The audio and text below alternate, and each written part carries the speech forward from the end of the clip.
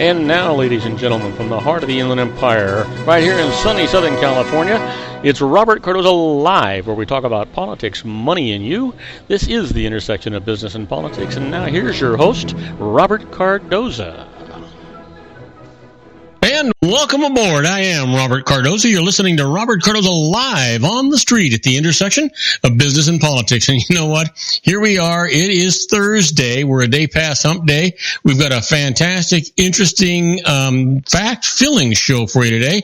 Boy, lots of stuff going on in the news. On today's show, we're going to talk about what's in the news, new legislation, the IRS loses. We're going to continue our new segment, the tribute to the late, great Paul Harvey, and the rest of the story. Today's story is the secret of Oneida. Yeah, you're not going to miss this. This is really kind of a shocker. You're going to enjoy it. And then also today we're going to have our own Sean LaFave. And Sean and I will be talking about healthcare on his segment, Geared for Wellness. But right now, I want you to know that at 3:01 p.m. Pacific time, it's currently 67 degrees here in the heart of the Inland Empire in sunny Southern California. Well, it's on its way down to 46 degrees.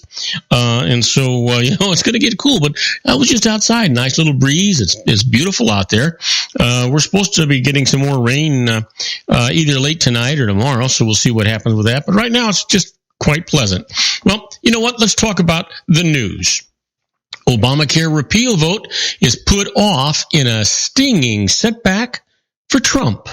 After 7 years of fervent promises to repeal and replace Obamacare, President Donald Trump and GOP congressional leaders buckled at a moment of truth today, putting off a planned showdown vote in a stinging setback for the young administration. The White House insisted that the House vote would still happen on Friday morning instead, but with opposition flowing from both strongly conservative and moderate-leaning GOP lawmakers, that was far from assured.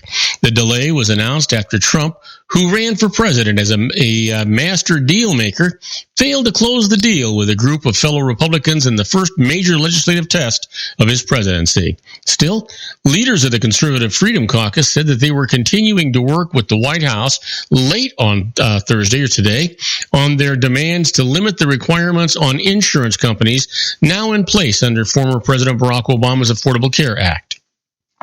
I can tell you this, at this point, we are trying to get another 30 to 40 votes that are now in the no category to a yes. Once we do that, I think we can move forward, said Freedom Caucus Chairman Mark Meadows of North Carolina. The figures quoted by Meadows were startling since Republicans can lose only 22 votes in the face of united Democratic opposition. A tally by the Associated Press counts at least 31 solid no votes. Well, moderate leading lawmakers were bailing too, as the demands from conservatives pushed them even further from being able to support the GOP bill. The legislation would eliminate some of the requirements, taxes, and penalties from Obama's health care law, but also would mean millions would lose their health insurance. Older voters would pay higher premiums, and Medicaid coverage would shrink for many low-income voters across the country. Notice I didn't say people. Notice I didn't say citizens. For many low-income voters across the country. GOP leaders plan to meet into the night to figure out how to try to resuscitate the bill. At the White House, Trump insisted just before the delay was announced that we have a great bill and I think we have a very good chance. Well, of course, that's from the mouth of a liar, or at least that's how it appears to be. As the word trickled out of the vote was going to be delayed. One reporter asked the president for a reaction and Trump just shrugged.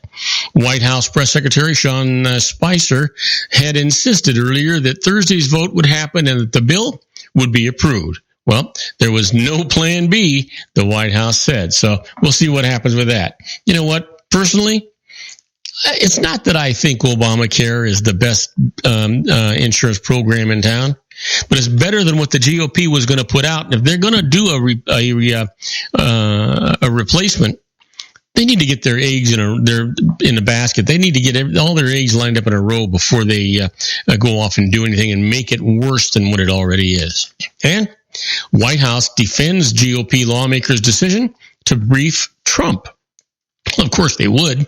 The White House today defended the House Intelligence Committee chairman extraordinary decision to openly discuss and brief President Donald Trump on typically secret intelligence intercepts, even as Representative Devin Nunes privately apologized to his congressional colleagues.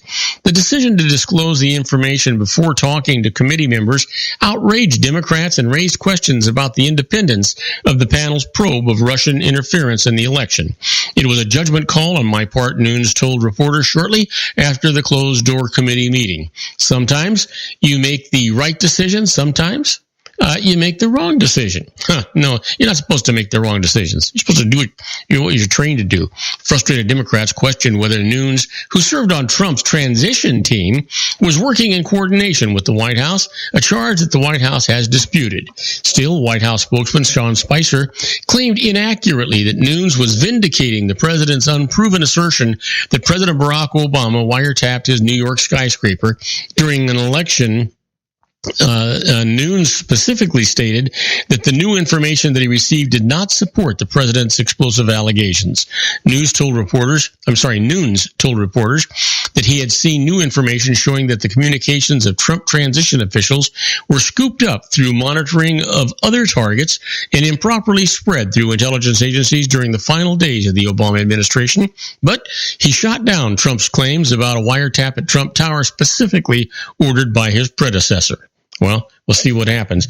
It just, do you think maybe it was planned just to create this disruption? I wouldn't put it past him.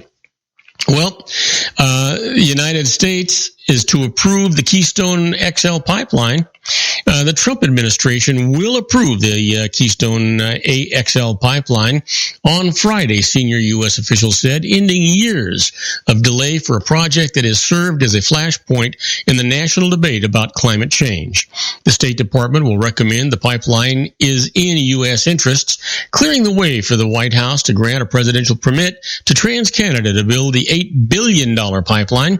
Two officials said it's a sharp reversal from the Obama administration, which rejected the pipeline after deeming it contrary to national interests.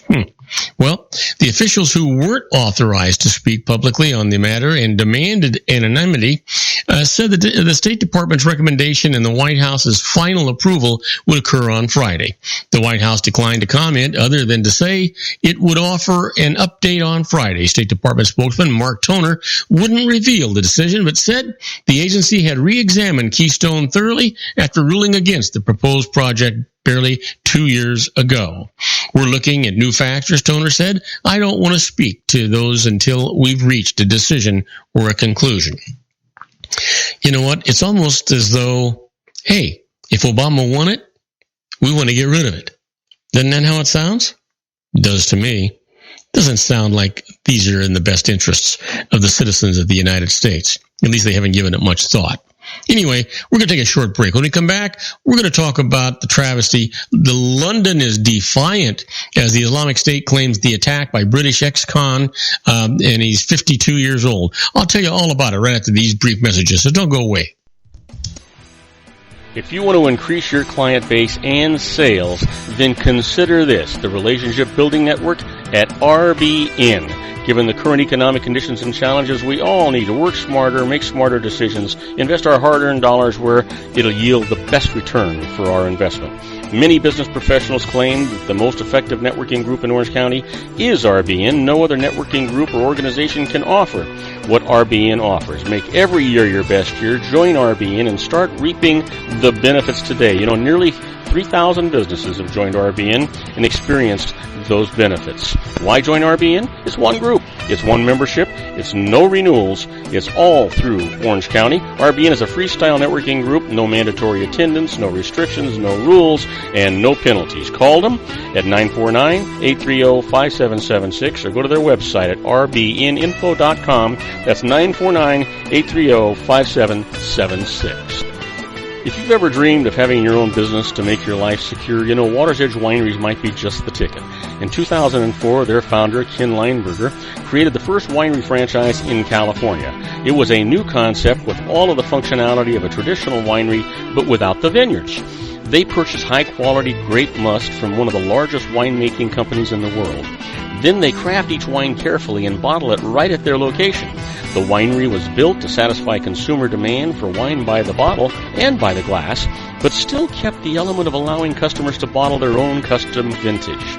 Now, they're opening urban wineries across the United States under the brand Water's Edge Wineries. If you've ever dreamed of owning your own winery, it may be in reach right now through Water's Edge Wineries. Just give them a call at 909-468-9463, extension 700. That's Water's Edge Wineries, 909-468-9463. Have you ever found yourself caught between a rock and a hard place? The law offices of Blomberg, Benson, and Garrett might be just the answer for you. The attorneys of Blomberg, Benson, and Garrett have been serving the Inland Empire since 1989. They're dedicated to the aggressive litigation of civil, criminal, and real estate matters. Over the years, they have recovered tens of millions of dollars for their clients. The firm's practice specializes in litigation of personal injury, accident, slip and fall, real estate, and criminal law cases. The firm provides clients with the care, accuracy, and dedication of experienced attorneys. Blomberg, Benson, and Garrett is located at 10300 4th Street, Suite 150 in Rancho Cucamonga, California. They've been providing the Inland Empire residents with outstanding legal services for over 25 years. They look forward to providing you with aggressive legal representation. Call them at 909-945-5000, where you can talk to a person, not a machine. That's 909-945-5000, the law offices of Blomberg, Benson, and Garrett. And now let's get back to our show where we talk about politics, money, and you.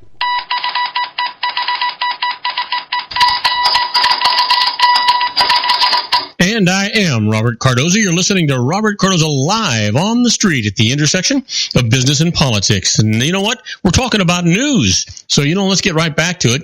London is defiant as the Islamic State claims that the attack by British ex-con, he's 52 years old. Authorities on Thursday, or today for that matter, it's actually tomorrow in London, identified a 52-year-old Briton as the man who mowed down pedestrians and stabbed a policeman to death outside Parliament in London, saying that he had a long criminal record and once was investigated for extremism, but was not currently on a terrorism watch list. As millions of Londoners returned to work a day after a rampage that killed 4 victims and injured at least 30, British Prime Minister Theresa May had a message for other attackers. We are not afraid. Today, we meet as normal as generations have done before us, and as future generations will continue to do, she said to lawmakers. Cheers in the House of Commons. Well, the Islamic State group claimed responsibility for yesterday's attack, which police said was carried out by Khalid Massoud, a United Kingdom-born resident of the West Midlands in central England. Massoud plowed a rented SUV into pedestrians on London's Westminster Bridge, killing an American man and a British woman and injuring more than 30 people of almost a dozen nationalities. He then fatally stabbed a policeman outside the gates of Parliament before being shot to death by an officer. A 75-year-old victim on the bridge died late today of his wounds, police said. Vincenzo Mangiacarpe, an Italian boxer visiting Parliament, said that he saw the attacker get out of the car wielding 2 knives.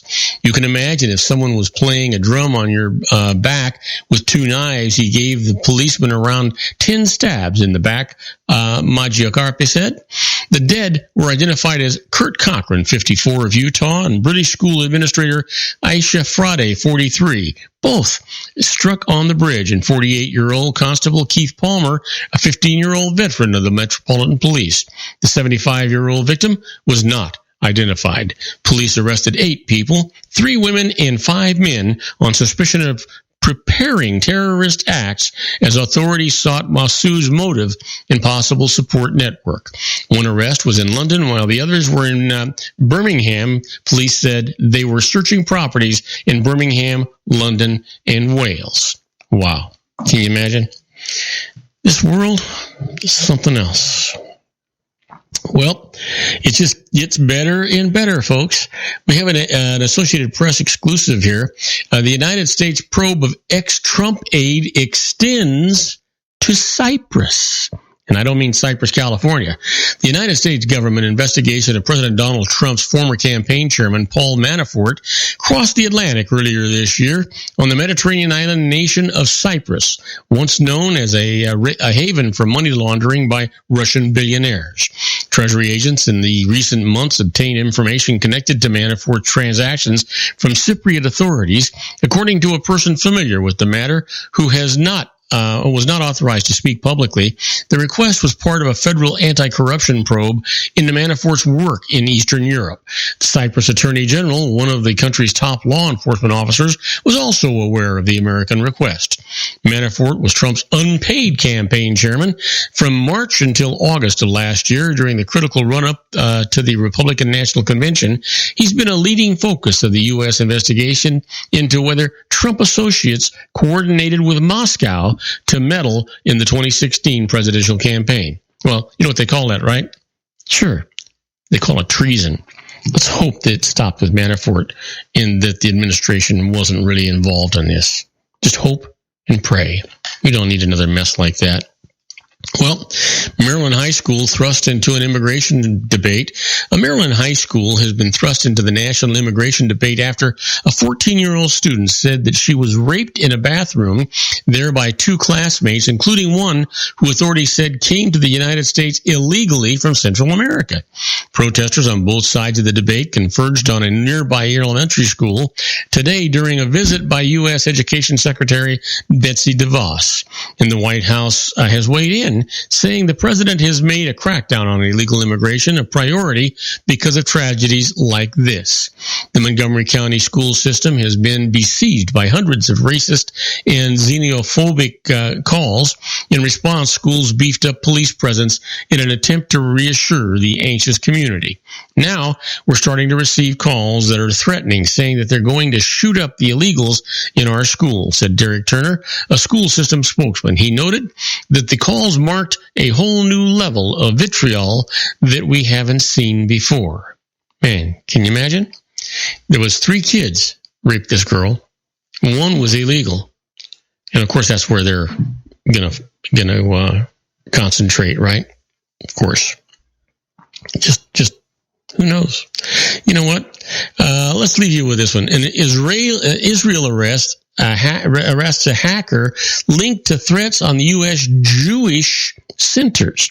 Israeli police today arrested a 19-year-old hacker who they said was the main suspect in a wave of bomb threats against Jewish community centers in the United States, appearing to crack a case that has sent a chill through the American Jewish community. The surprising arrest of the Jewish man who holds a dual Israeli and American citizenship came after a transatlantic investigation with the FBI and other international law enforcement agencies.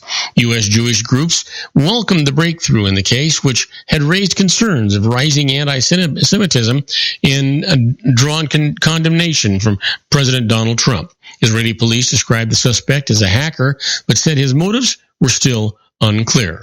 Well, he's a guy who was behind the JCC threats, police spokesman Mickey Rosenfeld said, referring to the scores of anonymous threats phoned into Jewish community centers in the United States over the past 2 months. Boy, enough of that. You know what? Let's take another break. Let's do something that'll put a smile on your face, for Pete's sake. We'll talk about the IRS loses. Our first case, when salary is deemed to be a dividend, payroll tax is refunded. I'll tell you all about it when we come back. Don't go away. Isn't it time to shine the spotlight on your expertise? The Interview, starring you. Here's your chance to capture 5 minutes of fame with The Interview. This isn't just any interview. This is your opportunity to showcase your expertise and position yourself as a trusted expert in a one-on-one video interview hosted by Robert Cardoza, host of the nationally syndicated show Robert Cardoza Live and powered by AHA Studios. What is it? A professionally recorded video for your use. Robert Cardoza interviews you on the set where he records his show. Professional interview showcases your expertise and value, shot in a state-of-the-art studio. And what's in it for you? Gain credibility as an expert, earn the trust of your target market, educate in a way that intrigues your audience, gain a powerful marketing tool that offers dozens of uses, website, video sharing sites, social media, email, DVDs, direct mail, lobby video, resumes, profile building, all that kind of stuff. association with the nationally syndicated celebrity. That's right. And let's talk about AHA Studios. AHA is a strategic marketing firm that leverages the powerful and visual persuasion to help your business create powerful messages that connect with your target market. AHA ventures way beyond strategy, delivering the marketing collateral you need to start driving a new business through your doors. AHA has a full-service, in-house, state-of-the-art production studio to bring your messages to life using video. Discover how to make the interview work for you. Call 949-831-2222. That's 949-831-2222. AHA Image Studios Incorporated. Dr. Stephen Tidwell, Gentle Family Dentistry in a caring, personalized environment. Here at Dr. Tidwell's office, we are dedicated to helping you keep your teeth healthy. We are a state-of-the-art dental practice that still believes in traditional values, such as excellent customer service and individual attention. We have a special welcoming offer for you for just $39, a complete exam, personal consultation, professional cleaning, and all necessary x-rays. That's a $266 value for $39. Dr. Tidwell has 2 convenient locations and experienced staff to provide you with professional care and personal attention that you deserve. Call today. Don't delay a great smile another day. Call 909-944-7308. That's 909-944-7308 for Rancho Cucamonga or San Bernardino. Joel Saltzman is Dr. Wireless. He has turned his considerable expertise into consumer credit risk and wireless security into a highly specialized independent web-based consulting enterprise targeting consumer credit risk analysis and wireless transactional security and monitoring. He works as a wireless analyst, veteran independent agent, and consumer liaison for most wireless telecom carriers and equipment manufacturers. For more than 20 years, corporate and private clients and media audiences have counted on his unvarnished advice while weighing the technology, performance, and cost differences between Sprint, Nextel, AT&T, Verizon, and T-Mobile. Joel specializes in setting up mobile wireless hotspots to be used for disaster preparedness, business continuity, and mobile wireless merchant processing solutions. Call Dr. Wireless at 310-400-4900 or go to his webpage at drwireless.com. Again, call 310-400-4900 or his webpage at drwireless.com. You'll be glad you did. And now, back to our show.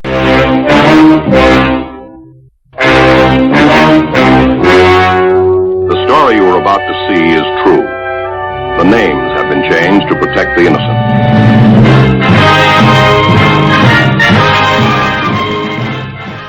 And I am Robert Cardoza. You're listening to Robert Cardoza live on the street at the intersection of business and politics. We're at 3:23 p.m. Pacific time. It's currently 67 degrees here in the heart of the Inland Empire in sunny Southern California. It's on its way down to 45 degrees. But you know what? If you're listening to our show on our globally syndicated network and you're in New York City, hey, it's 46 degrees and it's clear. And if you're in Chicago, Illinois, it's 50 degrees. And it's overcast. But right now, I want to talk to something that's going to raise the hair up on the back of your necks and put chills up and down your spine. That is, the IRS loses. In this case, when salary is deemed to be a dividend, hey, payroll tax is refunded. Let me tell you about it.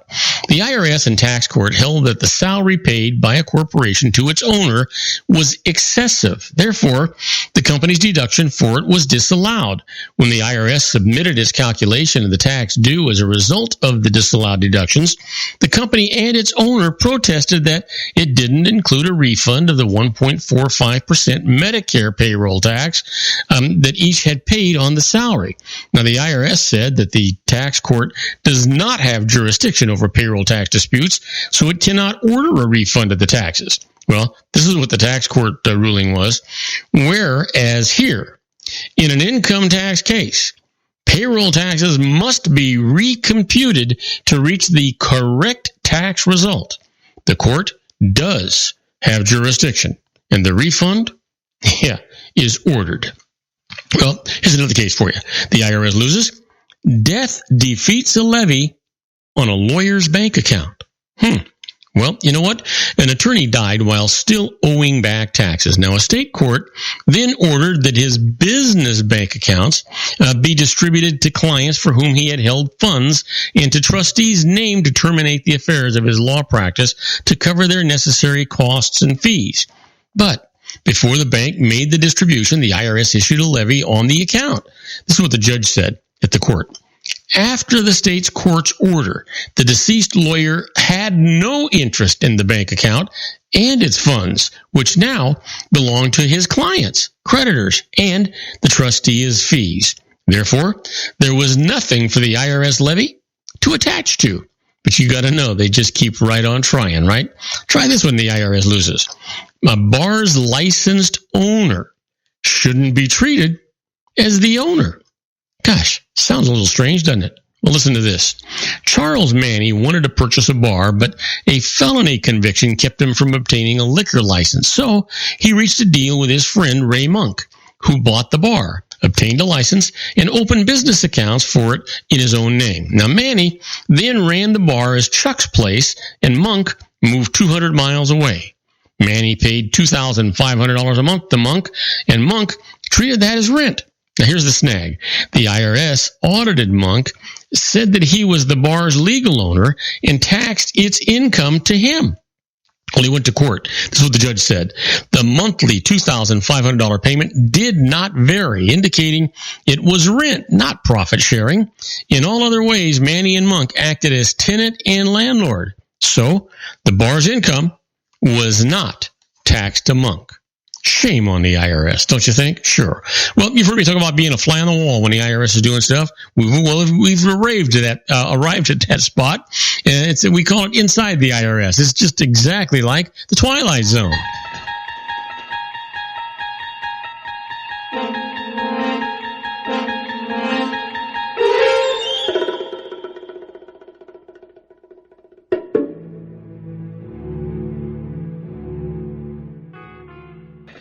Now, these are not tax court cases, but I tell you every day that knowledge is the most important commodity and valuable commodity you have, and that's exactly what's going on here. What to do and know what the IRS is doing under certain circumstances. In this case, we're going to talk about getting audited by mail. You know, in recent years, the IRS has increased its audit coverage of individual taxpayers by conducting correspondence audits. And that's because of the budget cuts, right? Well, correspondence audits numbered almost 1 million last year, bringing in an average of $7,800 in extra tax for each audit. Now, what if say you were selected for a correspondence audit?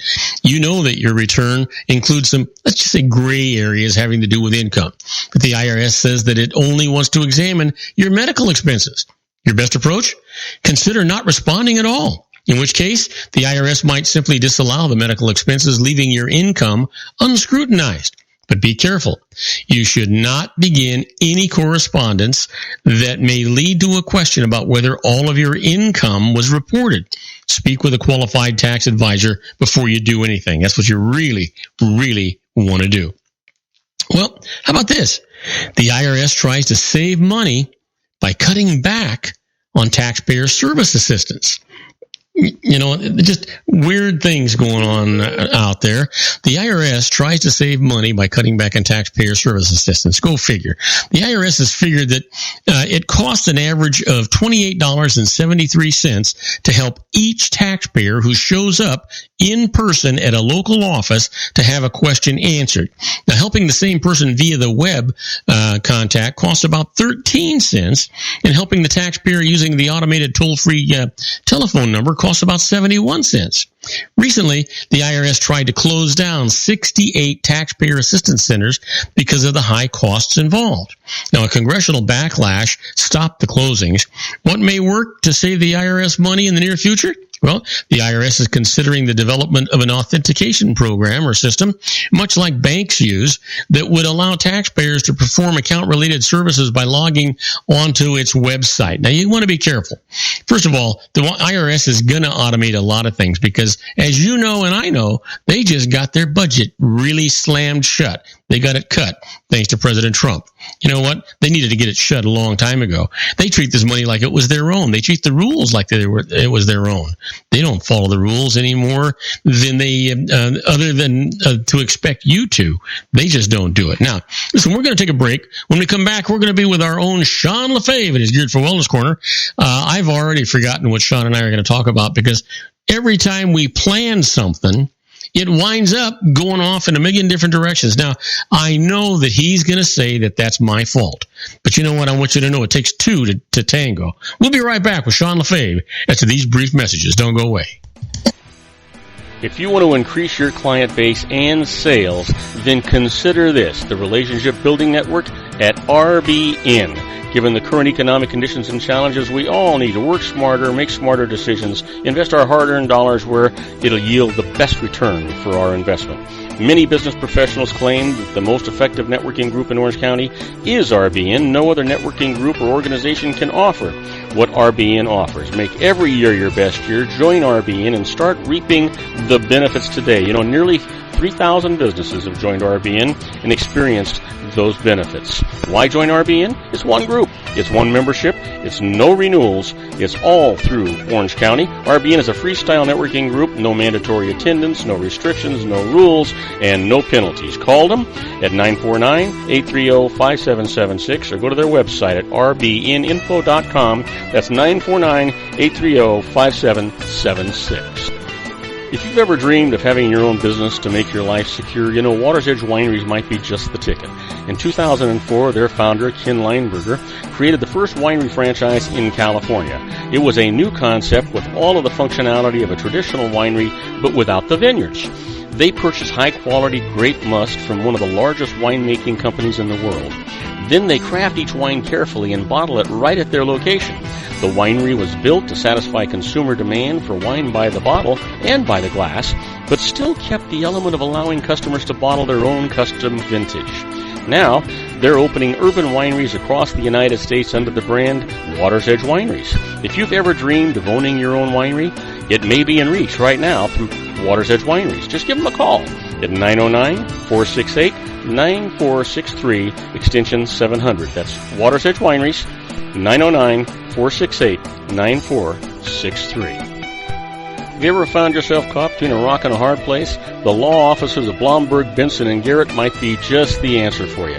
The attorneys of Blomberg, Benson, and Garrett have been serving the Inland Empire since 1989. They're dedicated to the aggressive litigation of civil, criminal, and real estate matters. Over the years, they have recovered tens of millions of dollars for their clients. The firm's practice specializes in litigation of personal injury, accident, slip and fall, real estate, and criminal law cases. The firm provides clients with the care, accuracy, and dedication of experienced attorneys. Blomberg, Benson, and Garrett is located at 10300 4th Street, Suite 150 in Rancho Cucamonga, California. They've been providing the Inland Empire residents with outstanding legal services for over 25 years. They look forward to providing you with aggressive legal representation. Call them at 909-945-5000, where you can talk to a person, not a machine. That's 909-945-5000, the law offices of Blomberg, Benson, and Garrett. And now let's get back to our show where we talk about politics, money, and you. And now, ladies and gentlemen, coming to you from his personal meditation lounge in Orange County, California, a professional dedicated to conquering many chronic conditions from autism to weight loss and everything in between. The nationally recognized wellness coach, consultant, and lecturer, Sean LaFave, in his Geared for Wellness Corner.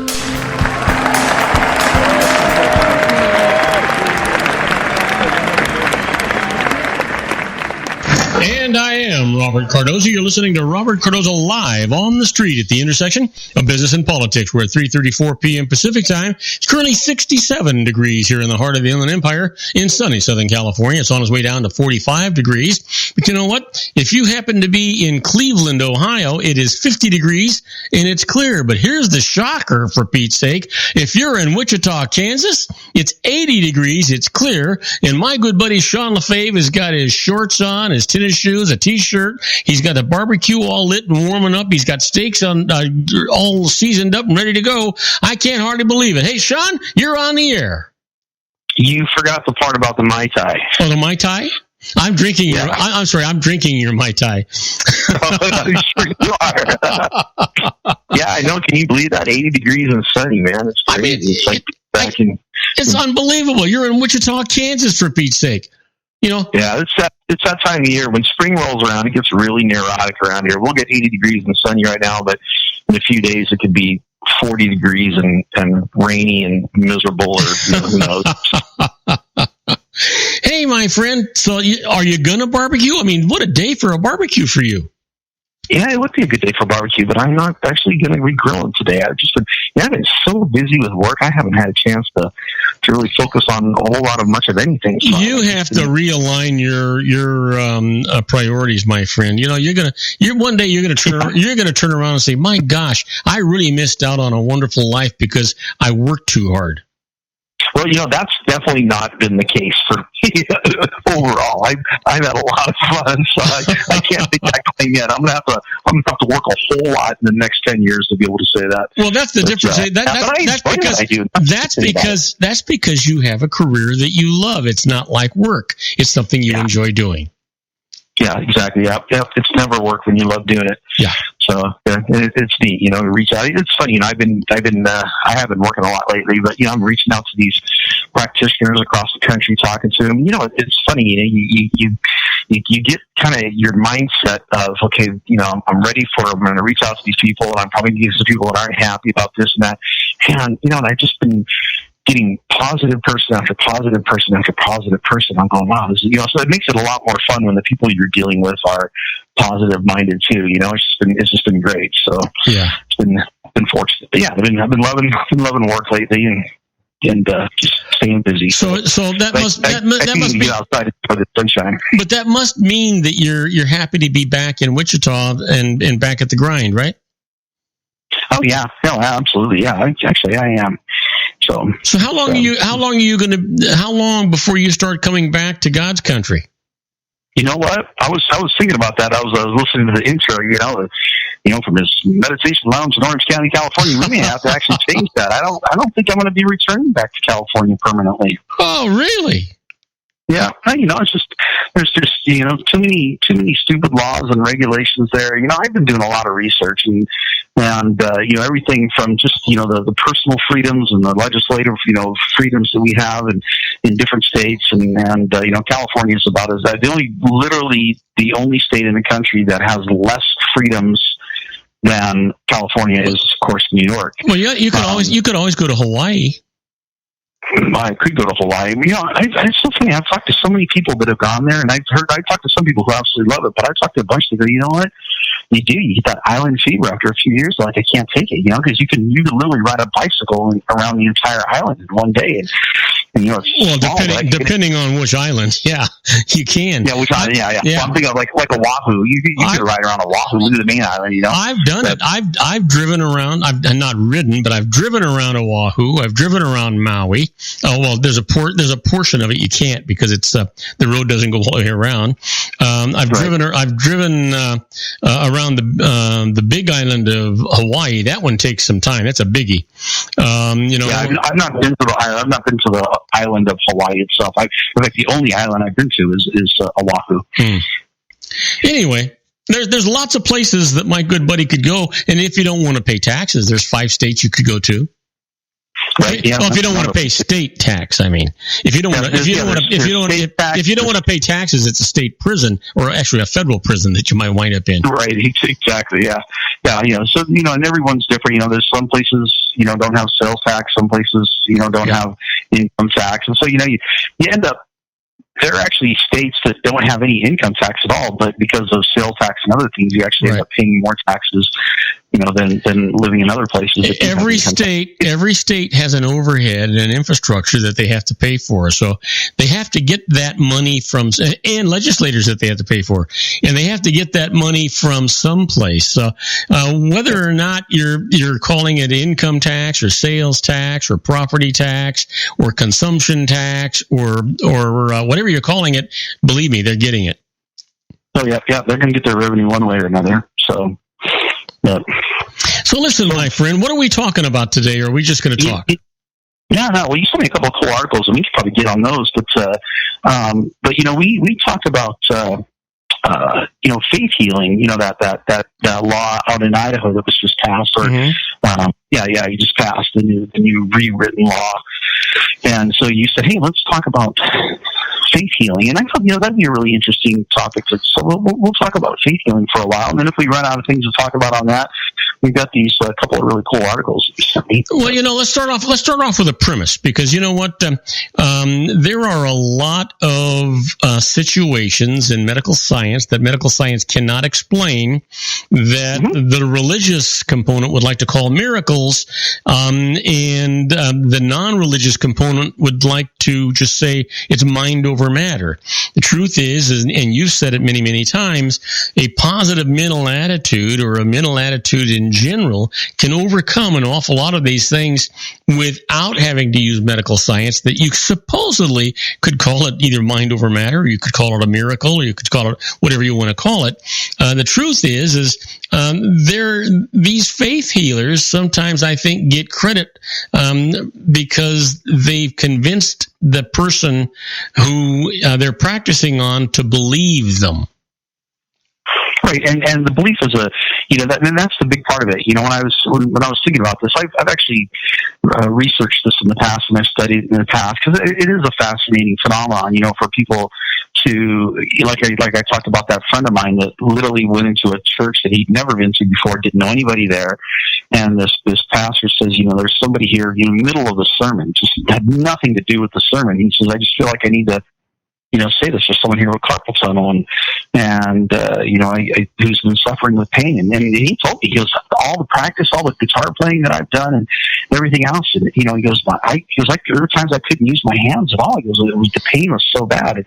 And he said, you know, he's sitting there looking around like, okay, nobody else is standing up, and I've got carpal tunnel. So he stood up, and the guy says, come on down here. And you know, there's this preacher who he had no reason to have any faith in the preacher himself. You know, that this guy, I don't know, laid some hands on him and prayed over him, and he said, Sean, I haven't had pain in my wrists or hands ever since. You know, and I believe that this is something that could technically be explained away, but that's pretty powerful and you can fill a stadium with people that can tell you very similar stories. Oh yeah, you know what? Matter of fact, I've got one. If you've got a second, I've got one I can tell you. It was a guy. Yeah. I was sitting in a barber shop, and there was this guy talking to the barber. They were buddies, right? And he was talking about his brother, who was a cripple, was going to go visit Pope Francis at the Vatican in Rome to see if maybe he could get some kind of a miracle. He just had that kind of faith. And the barber says, so what happened? He said, well, you know, my brother's a cripple. So he did go to see Pope Francis at the Vatican, hoping that such a holy man would be able to entice God to cure him. And so what happened? He said, well, he got an audience. He went into the Vatican. He walked in the door, and he was standing there. And after a few moments, Pope Francis actually walked through this far door, and walked over to my brother. And he says, well, what happened? He says, well, you know, the reason he's there because he's a cripple. He took one of his crutches and he threw it across the room. He says, you're kidding. Then what happened? My brother was just kind of just awestruck and didn't know what to think or what to say. And then Pope Francis grabbed the other crutch, and he took it and threw it across the room. He says, then what happened? He says, well, my brother's a cripple, you know. He fell on his ass. I knew. As soon as I've been smiling the whole time you told me. I knew this was going somewhere. Yeah, exactly. He's crippled. He fell on his ass. What do you think couldn't happen? So, you know, but there are those who do believe in faith healing, and I believe in faith healing. You know, and again, you know, like even if you even if you look at, say, like, you know, of course, the holy book that I've read and understand is of course the Bible, so that's the only one I have to go off of. And you know, people talk about, when Jesus was on earth and, all the healing that he went around and he healed people, blind people could see, lame could walk, and on and on. And whether you believe they actually happened, they're real stories, or they're just, stories that are there for our entertainment or whatever, isn't really, really important. But what is important is that, in every case, it was never about Jesus. It was never, my ability to heal you has made you whole again, or the power of God, or me being endowed, as the Christ. It was none of that.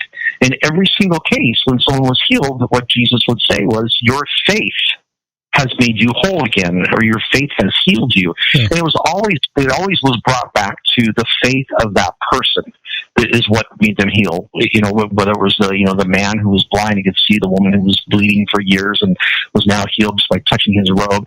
And he said the same thing: "Your faith has made you whole." And so it was their faith, their belief in the fact that it was going to happen, is what made it happen. It wasn't this special power that came from God, And so he always brought it back to their faith. And I think that that's a big, important part of it. And well, Sean, don't you believe that? And I can't say every person, but don't you believe that a large number of people have had some experiences that they can't explain any other way than religious faith? Now, I'm going to tell you something, and I swear it is the honest to God truth. Now, as a young boy, I had rheumatic fever.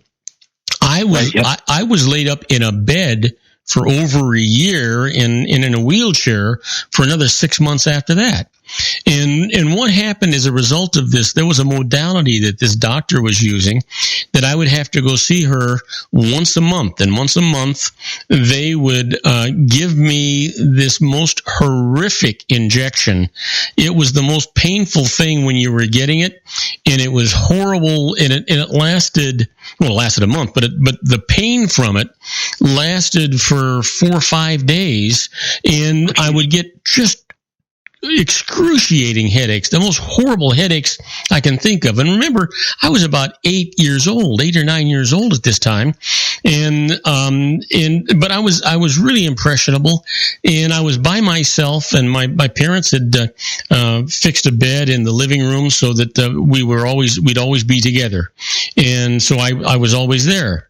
After one of these situations, and you know what, and just as a side story, I mean, this doctor was so strict. I mean, I couldn't get up to walk during this time to even go to the bathroom. My mother would have to pick me up and carry me on her back into the bathroom because I wasn't allowed to walk. But I came out of this thing without even a heart murmur. So, I mean, there were a lot of sacrifices made so that I could be healthy today. But here's the thing. After a number of times, I can't even begin to tell you how many times I'd go through this excruciating pain. One time, I rolled out of bed, I got on my knees, and I prayed. And it was a special prayer that I would use. And I prayed. And I swear to God, I no sooner uttered the very last word of that prayer, and the pain was gone. And never again did I experience that pain again. And there's no answer for it other than my faith and my belief in controlled what was going on. Yeah, and that's exactly it. And I'm a firm believer that people of faith can heal from things. In fact, they know that people who are, believe in a higher power, who have a belief in some sort of God or something along those lines, that they tend to get less diseases. They tend to recover more quickly, and on and on. So even statistically speaking, but and it goes back to our mind. You talk about mind over matter. It's a very powerful thing. It's a belief that transcends the physical. It literally creates. There's a book out there called The Secret, and it was really popular for a while, and it's kind of new agey and stuff. But it's got some. I like it. There's always, the people who are really like very conservative Christians would go, "Oh, you should stay away from this book because it's new agey." It's instead of using the word God, they use the word the universe. Yeah. And so when you want something, you ask the universe for it. And one of the things that it talks about is that you put out a new frequency. You vibrate. You physically vibrate at a different frequency when you use certain words. And I'm a firm believer in that. If you put out to the universe, in fact, one of the gals it was written by several people. One of the contributors to it was telling a story about how she wanted to not wear glasses anymore, and I think she was maybe in her 40s or something like that. So it wasn't like she was a young person, and or a child or something. But she basically said to the universe, "This is what I want. I don't want perfect vision again. I don't want to have to wear glasses." And she said it took 3 days until this happened. And finally, on the third day, she didn't have to wear her glasses anymore. And of course, people would say, "My gosh, that's amazing." And only 3 days. And she said, in my mind, I was thinking, why did it take 3 days? Why couldn't it have just happened overnight? Instantly. The first time? Yeah. Instantly, and theoretically, if that really could happen, that she could change her vision, that it should be able to change overnight. And it goes back to, like I said, she wasn't a child, but of course, we all heard that saying, to have faith like a child. Yeah. Because children, they don't have that baggage that you and I come with, well, my doctor said this and my friends told me this, and then I looked on Google and it said that, and on and on. And I've seen it clinically, that when you tell a child, look, we're going to do this for you and you're going to get better, they just go, okay. And they believe you. And and it's not that children respond better to the care that they receive because they're younger and healthier. It's that that belief system is there. They don't have any reason to doubt you. They haven't been scammed by anyone at this point in their life. Can I take this to a little bit of a wrinkled sidebar of that? Yeah. To what extent do you think that when you get when a doctor actually hypnotizes you, it's because they're trying to get you to control either bad habits or addictions, or when I say addiction, not necessarily, it could be cigarettes, could be eating, could be drinking, could be drug, could be anything, right? But they hypnotize you into believing that you've got the strength to overcome whatever this ailment might be. To what extent do you think that perhaps it's the same thing? I mean, how many times do you think that somebody puts this thing in your mind? Every day, Sean, I have a segment on the show that we talk about the lifestyle tip of the day. And it's all about a positive mental attitude. And what I say is you do control your life. Absolutely control it. You decide if you're going to be happy or sad, rich or poor, a success or failure. You decide if the people around you are going to be happy. And you do it every morning when you get up, you look in the mirror and you say, wow, I'm going to have a fantastic, productive, profitable day today.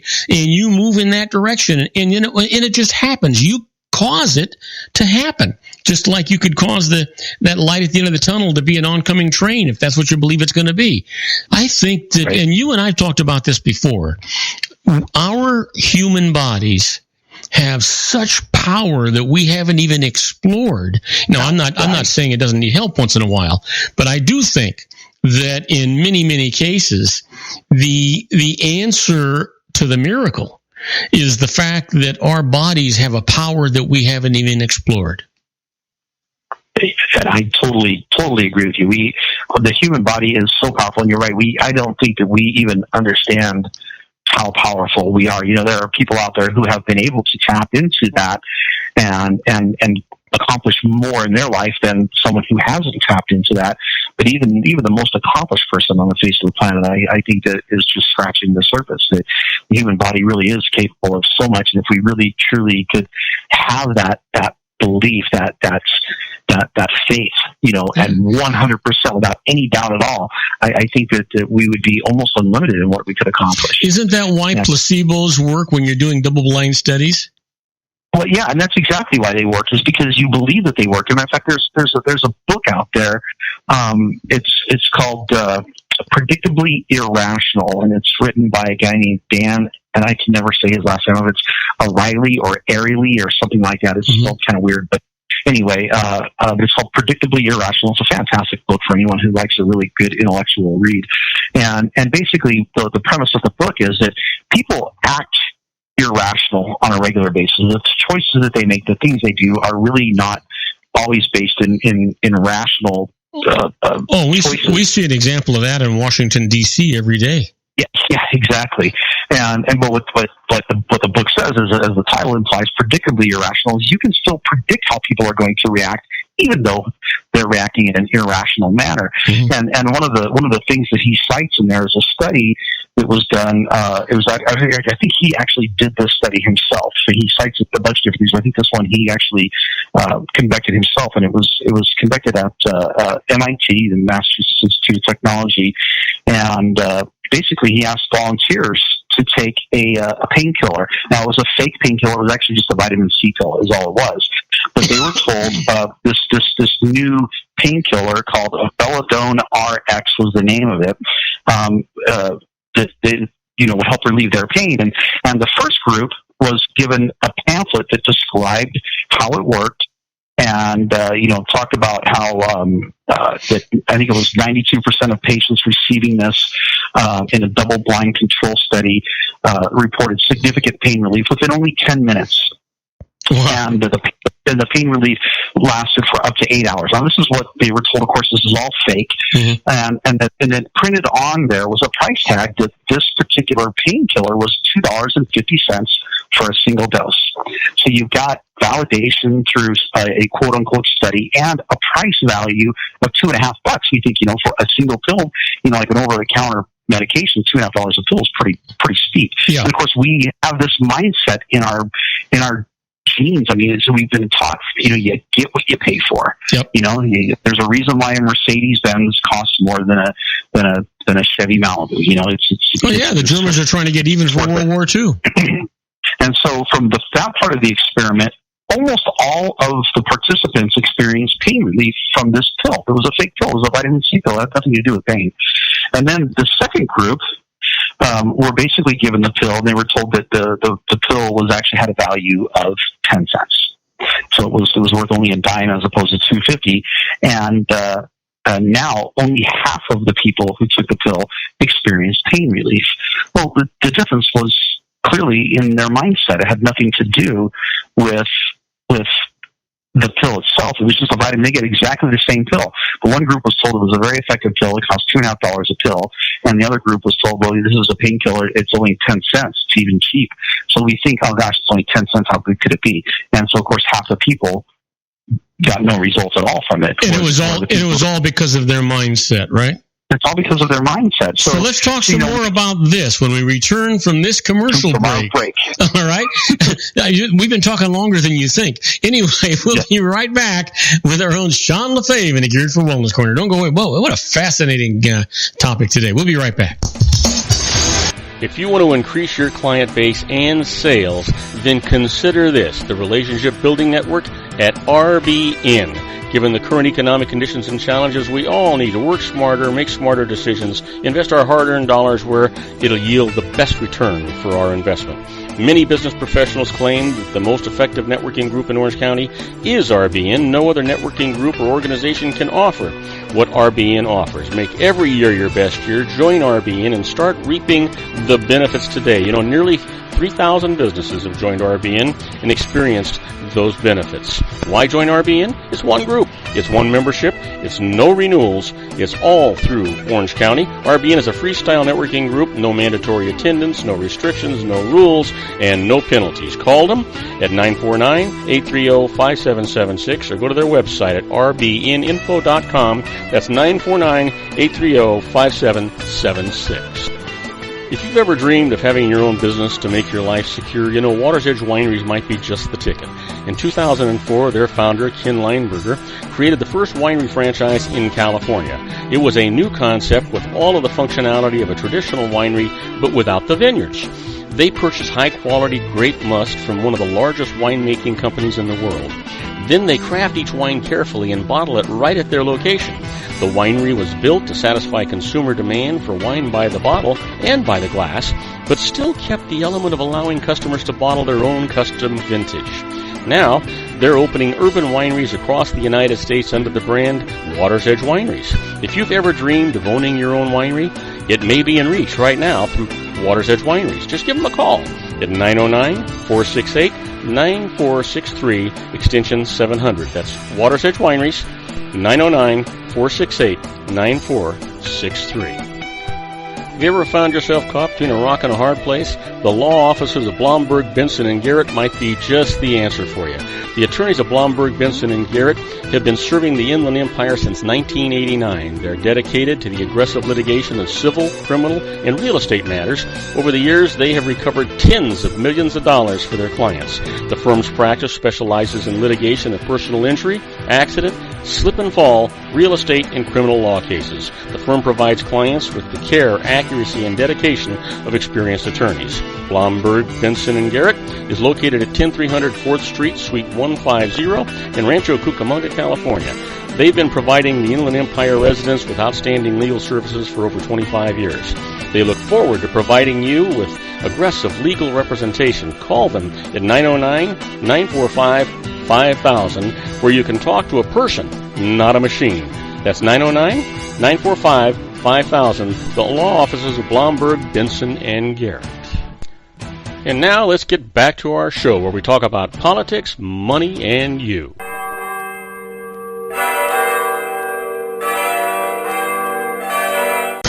And I am Robert Cardoza. You're listening to Robert Cardoza live on the street at the intersection of business and politics. We're at 4:01 p.m. Pacific time. It's still 67 degrees here in the heart of the Inland Empire in sunny Southern California. It's on its way down to 45 degrees. And if you're listening to us on our globally syndicated network and you happen to be in Vienna, Austria, hey, it's 43 degrees and it's clear. And if you're in Madrid, Spain, 36 degrees. And partly cloudy, but I'll tell you what, no clouds sitting over the head of my good buddy Sean LaFave. And boy, what a fascinating subject we are talking about today. You know, unbelievable? Maybe not.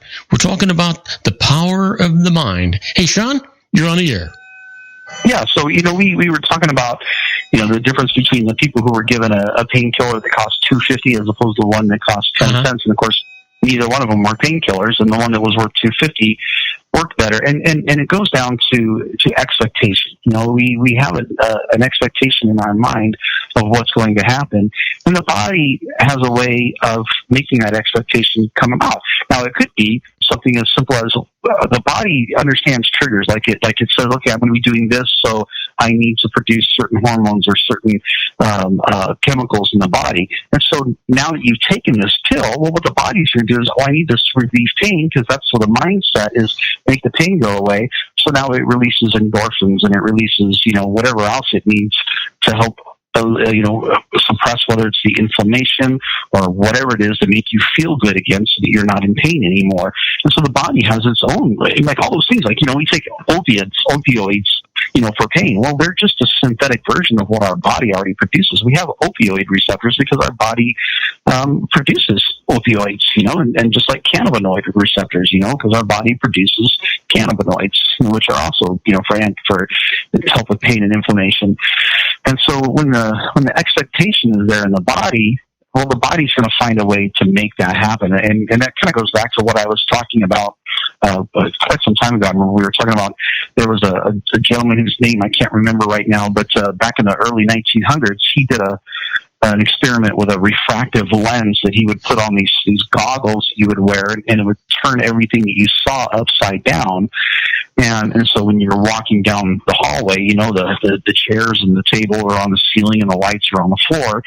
At least that's what it looks like. Everything's upside down. And after wearing this for, I think it was 7 to 10 days, consistently, the mind was able to take that image and flip it right back up, right side up, the way it was supposed to be, because the mind said, no, I know what reality is, and I know what truth is, and I know that what I'm seeing is not in compliance with my sense of reality. And so the mind would take that image and flip it right side up. And when you took the goggles off, of course, then all of a sudden you'd see everything upside down, but that lasted for a very short period, and the mind would turn it back over again. And so the human body has a way of adjusting and compensating for the things around it.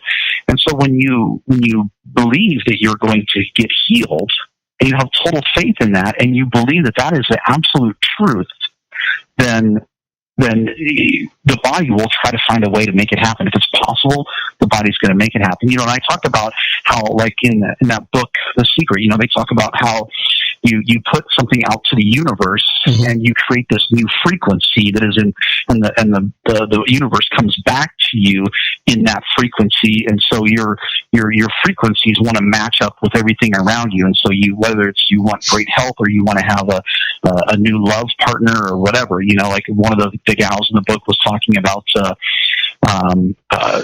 woman who kept asking the universe for her new soulmate, for her new love life partner, and she realized one day that she had a garage, a 2-car garage, and that she parked her car in, but the other side of the garage was cluttered with stuff. And when she went to bed, she slept in the middle of the bed, and she had these little things that were not in line with another person living in her house with her. So she cleaned her garage out and left an empty space in the garage, and she started sleeping on one side of the bed. And lo and behold, shortly after this, down, boom, she meets the man of her dreams. And so, there's this whole frequency thing they talk about. And the interesting thing is, one of the companies that I get my nutritional supplements from, after it's the main source, is a company called Systemic Formulas. And I just went to a training there in Ogden, Utah on this, and I got to ask a question that I've been curious about for years, but I had never asked. And a couple of the people who are best with these products were there to answer our questions. And so what they have is, let's say if I want to take my liver, a healthy liver, is supposed to vibrate at a certain frequency. Every organ in your body has everything in the universe, and this is science, this isn't New Age. Everything in the universe has a frequency that it vibrates at. And our liver has a frequency which is different than that of our kidneys, which is different than that of our thyroid. And so the founder of this company, he was a real big herbologist, and every herb out there, every leaf, every root, every plant has its own frequency vibrates. So he thought, well, if I could take the frequency, and he had a thing that he could measure. They can measure these frequencies. It's not like, it's not hooey, it's actual science.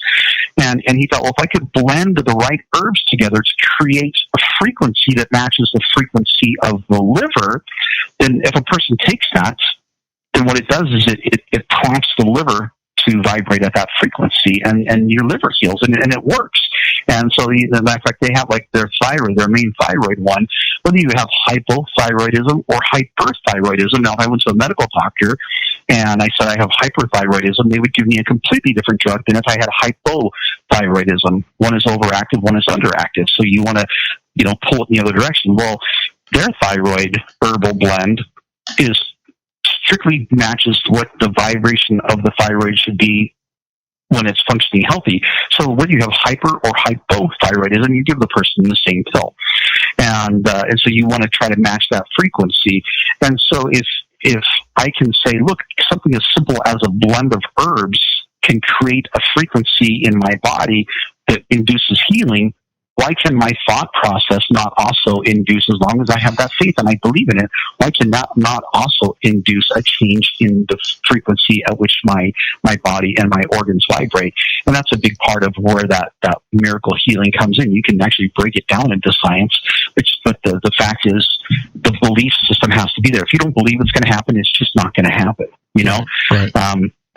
And I will say that the downside to faith healing and prayer and all those, everything comes with a downside, is if it doesn't work, then your faith is crushed. Let's say, and then people will say, well, you didn't. Gosh, there was an old movie with Steve Martin, and he was this faith healer. I don't know if you ever saw it. I can't remember what it was called, but he would. I saw the movie. I can't think of the name of it though, but I did see it. I can't think of the name. But he would do these. He would put up these tents and do these big revivals, and people would come from all over. And of course, he was a big scam artist. And I mean, they made it very clear in the movie that he was a scam artist. But at the end of the movie, there was actually a boy in a wheelchair who actually was healed, and even he was blown away by it, and it affected his outlook in life, because he all of a sudden realized, there really is something to this. But one of the things that he would say if someone wasn't getting healed is he would say, "There's someone in here who doesn't believe." And so people can be struck with that stigma, and they can go, maybe my child didn't get healthy because I didn't have enough faith, or I didn't believe enough, or whatever the case might be. And, and so their faith can be crushed if the process doesn't work the way They want it to work. And just because you have the faith and just because you do believe doesn't mean that obviously the faith healing is going to work every single time. And so there's so many other variables involved. Again, it's not it's not winding up a clock and making sure all the gears are lubricated. There's a lot, it's a very subjective thing. But yeah, I think that faith healing is very real. And I believe that, if we could really somehow break it down into its simplest components, we could probably scientifically explain it. There's a lot of things that, like acupuncture, for instance, there was no real scientific explanation for it. We just knew that it worked. They've been doing it in China, in Asia for thousands of years. And of course it comes to the United States and it's considered alternative healthcare, even though it's been around for a whole lot longer than medical world has. But what they've done is they've studied it, and they realized that when the needles are in there, it actually creates this energy. It creates this energy field, this new vibration, and it literally targets the areas that need to be healed. And so they've scientifically proven that acupuncture works on an energetic level. And so why can we not assume that the same thing would apply by the thoughts? I mean, in fact, I was reading this story about it was I can't remember. It was one of these big events, big speaker, events. Was kind of, I think it was one of these motivational things or something. I can't remember the exact event, but that's not the important part. They singled out a guy at this event, and they picked out a handful of people, and they said, "Hey, here's what we want you to do. Whenever you see him, this guy was perfectly healthy, normal, nothing wrong with him. He didn't have any health problems at all. But every time someone sees him, they go, hey, Bob, or whatever his name was, are you okay? Like, yeah, I feel great. Oh, all right. And then the next person might come on, hey, are you feeling okay? He's like, yeah, I feel great. I'm like, well, okay. Then people would be like, well, you look kind of pasty. Are you feeling like you look like you're not feeling well? And enough people finally told this guy that he started sweating. He was getting weak. He was feeling sick to his stomach. And all of these symptoms started propping up. And they finally had to actually stop it. They said, okay, stop, because we're gonna drive this guy into the hospital if we don't stop what we're doing. And in just a matter of a couple of hours, they were able to take a man who was perfectly healthy and convince him that he was sick. And he now started manifesting the symptoms that a person who is sick would have. Well, couldn't you even consider that same source for a hypochondriac? Oh, yeah, exactly. And that's exactly the point, is a person can convince themselves they're sick all the time, too. So it works in both ways. If you could convince someone that they're sick, they can convince themselves they're sick, then certainly you could also convince yourself that you're healthy and reverse those symptoms. Because really, what is illness? It's just a matter of symptoms expressing themselves. Yeah. And so... Well, Sean, you and I have talked about, I think remotely has the same thing to do with this. We've talked about our own situations, and I've told you that I have a tremendously high pain threshold. Well, you know what? But I think that's a mental thing. I think it's a mind thing. It's something that I've trained myself to endure that other people don't have the same strength of their mind to deal with that. And I think it's your body saying what you can and can't do. Well, that's exactly it. Very much so. It is a mental thing. I mean, look at boxers. They or MMA fighters or whatever, any type of fighter, they deal with excruciating pain that the average person wouldn't be able to tolerate for a few seconds, let alone for several rounds, over the course of, 30 minutes or whatever the case might be. Yeah. So it is a mental thing. Matter of fact, I had a friend you were talking about hypnotism a little bit ago. I had a friend in Colorado Springs that he was a psychologist, but also delved into hypnosis. And of course, hypnosis is really just changing mental state. It's not like you're under, someone's power or whatever. It's just changing a mental state. Mm-hmm. But what he would do is he worked a lot with boxers, and he would train them basically through, quote unquote hypnosis, that when they got hit, most people, if someone punches you in the face, your first reaction is to kind of pull back and try to get away from it. Well, he hypnotized them and through hypnosis, convince their minds that when you get hit, you move forward and you become more aggressive. Mm-hmm. And so that way, that would, boom, you get punched instead of going, oh my gosh, I got to pull back. They would get more aggressive. And so he would train people to do that. And yeah, the mind is, matter of fact, I used to be very ticklish when I was a kid, and nobody likes being ticklish. Everyone hates that. I've got friends that every now and then I'll try to poke them, and I got one friend that is so ticklish. As a grown man, I could literally just push my finger like I'm going to touch him in the belly, and he'll start squirming, and it's funny. I don't even have to touch him, and he's like, stop, and he get all bent out of shape because he's super, super ticklish. But I don't know. I was probably 17, 18 years old. And I heard someone talking about how they decided they didn't want to be ticklish anymore, and they changed their mental state. And somehow they said, I decided not to be ticklish. I thought, maybe I could do that.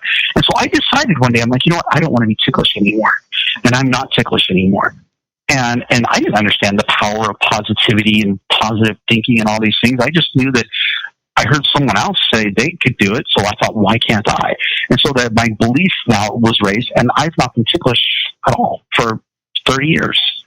And there's not, it's funny because when I'm really relaxed and I'm just maybe there's maybe a spot on my low back or something that maybe someone will brush, I'll get a little ticklish, but it's only when I'm tired and my mind is relaxed. But otherwise, you could try to tickle me all day long, and I am not ticklish anymore. But I used to be very, very ticklish, but I decided I didn't want to be. And so, it goes back to that whole thing, that mindset of, if I can become a hypochondriac and convince myself that I'm sick and actually express symptoms, why can't I become the opposite of a hypochondriac? I got to figure out if there is a word for the opposite of a hypochondriac. And they've shown that, I can't remember the guy's name. It's try the tip of my tongue. Wrote a book on laughter, healing through laughter, and basically that if you're, whether it's cancer or just any other type of illness, that you've heard that saying, laughter is the best medicine, and it actually is. If you can get a person to laugh, the more they laugh, the stronger the immune system becomes, and people have been able to overcome health conditions simply by laughing. I was listening to a speaker one time talking about that his mom got cancer, and he told the doctor spoke to him and said, well, this is what's going on with her, and he was going to go in the room and talk to this guy's mom, and of course the guy's a grown adult at this point. He looked at the doctor, he said, don't you dare tell her that this is terminal. He goes, don't put that in her brain. Tell her she's got cancer, that's fine, but don't you dare tell her that this is, he goes, she's not going to recover from this. He goes, I swear to you, if you tell her, I'll end you. He goes, don't you ever tell her that this is terminal. And he basically threatened this doctor, and the doctor said, fine, I won't tell her.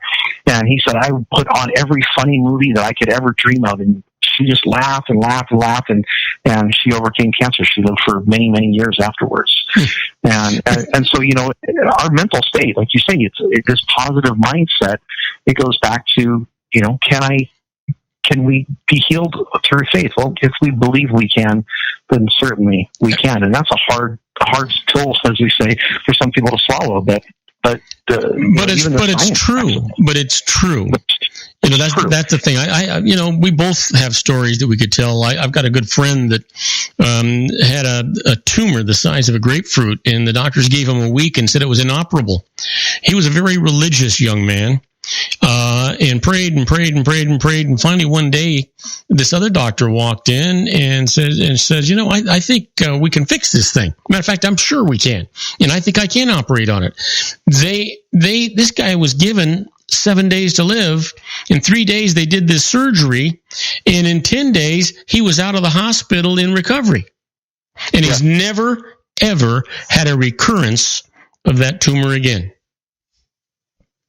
And he was given a death sentence, and it was his faith and the belief in the doctor, but his faith that helped him get through that.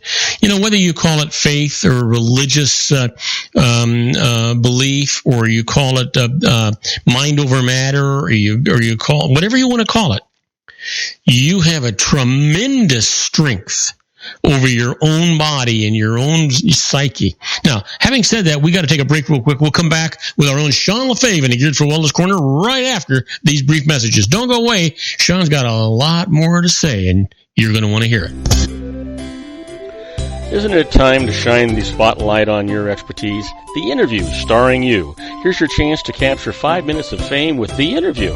This isn't just any interview. This is your opportunity to showcase your expertise and position yourself as a trusted expert in a one-on-one video interview hosted by Robert Cardoza, host of the nationally syndicated show Robert Cardoza Live and powered by AHA Studios. What is it? A professionally recorded video for your use. Robert Cardoza interviews you on the set where he records his show. Professional interview showcases your expertise and value, shot in a state-of-the-art studio. And what's in it for you? Gain credibility as an expert, earn the trust of your target market, educate in a way that intrigues your audience, gain a powerful marketing tool that offers dozens of uses, website, video sharing sites, social media, email, DVDs, direct mail, lobby video, resumes, profile building, all that kind of stuff. Association with the nationally syndicated celebrity. That's right. And let's talk about AHA Studios. AHA is a strategic marketing firm that leverages the powerful and visual persuasion to help your business create powerful messages that connect with your target market. AHA ventures way beyond strategy, delivering the marketing collateral you need to start driving a new business through your doors. AHA has a full-service, in-house, state-of-the-art production studio to bring your messages to life using video. Discover how to make The Interview work for you. Call 949-831-2222. That's 949-831-2222. AHA Image Studios Incorporated. Dr. Stephen Tidwell, Gentle Family Dentistry in a caring, personalized environment. Here at Dr. Tidwell's office, we are dedicated to helping you keep your teeth healthy. We are a state-of-the-art dental practice that still believes in traditional values, such as excellent customer service and individual attention. We have a special welcoming offer for you for just $39, a complete exam, personal consultation, professional cleaning, and all necessary x-rays. That's a $266 value for $39. Dr. Tidwell has 2 convenient locations and experienced staff to provide you with professional care and personal attention that you deserve. Call today. Don't delay. A great smile another day. Call 909-944-7308. That's 909-944-7308 for Rancho Cucamonga or San Bernardino. Joel Saltzman is Dr. Wireless. He has turned his considerable expertise into consumer credit risk and wireless security into a highly specialized independent web-based consulting enterprise targeting consumer credit risk analysis and wireless transactional security and monitoring. He works as a wireless analyst, veteran independent agent, and consumer liaison for most wireless telecom carriers and equipment manufacturers. For more than 20 years, corporate and private clients and media audiences have counted on his unvarnished advice while weighing the technology, performance, and cost differences between Sprint, Nextel, AT&T, Verizon, and T-Mobile. Joel specializes in setting up mobile wireless hotspots to be used for disaster preparedness, business continuity, and mobile wireless merchant processing solutions.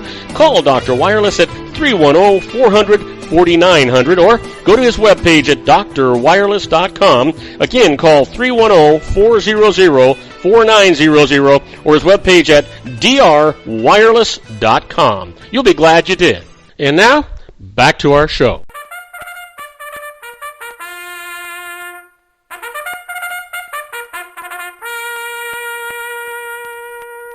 And I am Robert Cardoza. You're listening to Robert Cardoza Live on the street at the intersection of business and politics. We're at 4:23 p.m. Pacific time. Hey, it's still 67 degrees here in the heart of the Inland Empire in sunny Southern California, on its way down to 45 degrees. And if you're listening to us on our globally syndicated network and you happen to be in Tokyo, it's 45 degrees and partly cloudy. And if you're in Sydney, Australia, it's 70 degrees, partly cloudy, and it's tomorrow, by the way. But right now, there's no clouds over the head of our own Sean LaFave and his Geared for Wellness Corner. I want to tell you what a fascinating couple of segments we've had. You know what? I would venture to say, Sean, that this is among the best shows we've done. I have to agree with you on that one.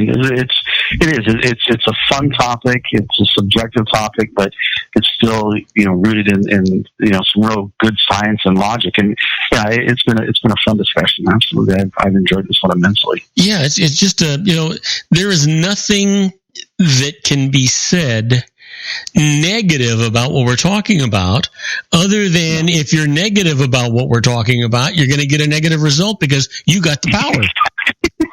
Exactly. You got bad things coming your way. Negative thoughts bring negative reactions, and that's just the way it goes. Yeah.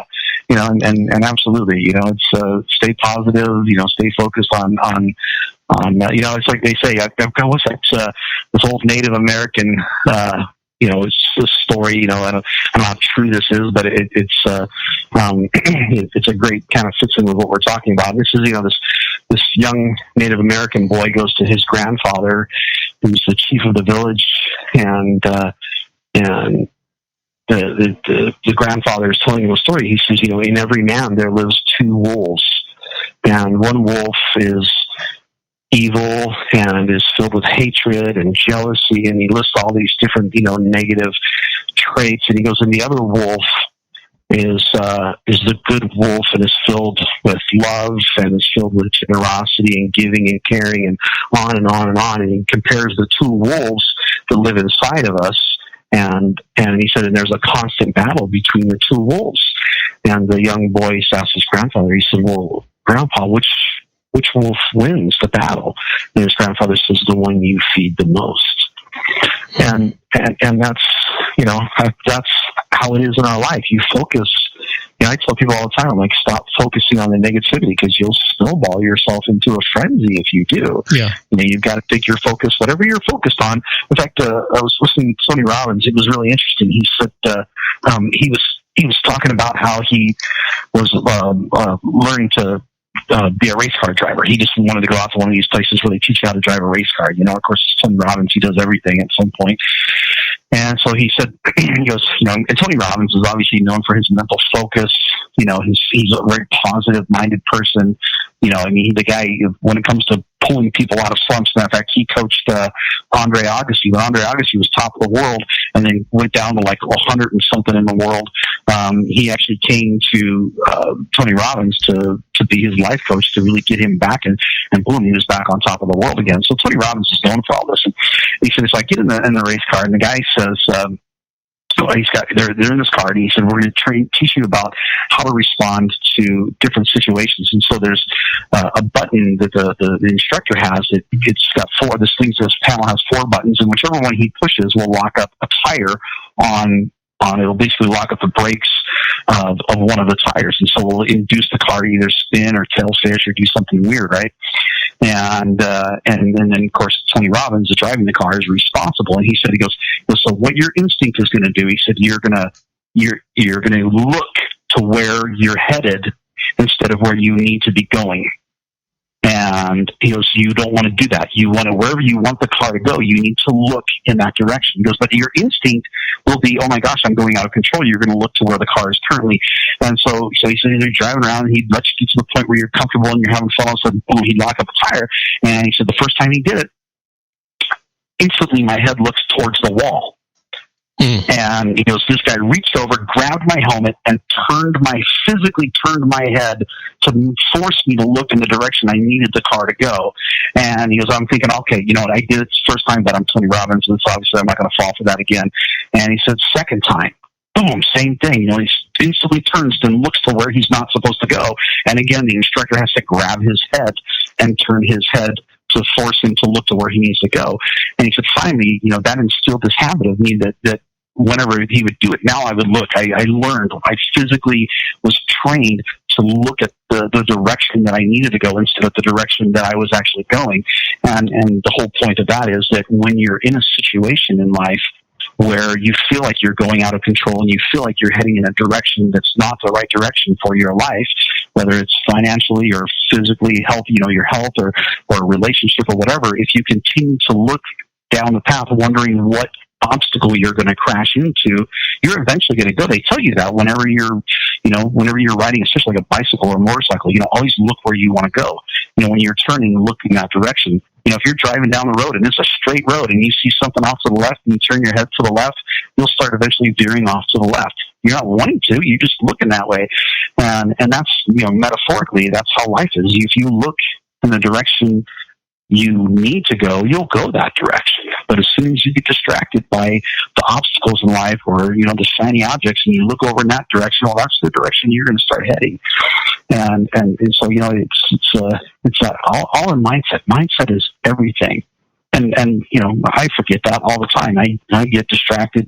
I've had so many friends of mine go, "Are you sure you don't have ADD?" I'm like, I probably do. I'm sure when I was a kid, if ADD had been a thing, or ADHD had been a thing, trendy as it is now, when I was a kid, I'm sure I would have been put on drugs or something. They would have definitely said, this kid has definitely got ADD or ADHD. But yeah, it's all about staying focused. Yeah. Staying focused and keeping positive. My guess is that you, as a young boy, longer ago than when you were a young man, which I consider you to be now, considering my age difference and yours.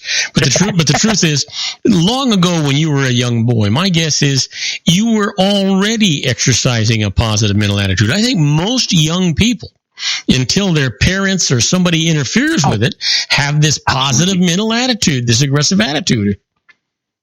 Yeah. Oh, yeah. Little kids that's like I said before, faith like a child. No one taught us other than good things are going to happen. Yeah. We expect bad things because we've had bad results, and we've dealt with the negative, and you start to see a pattern. You go, "Oh boy, here we go again," and you get yourself caught up in that trap. But as a child, children just expect.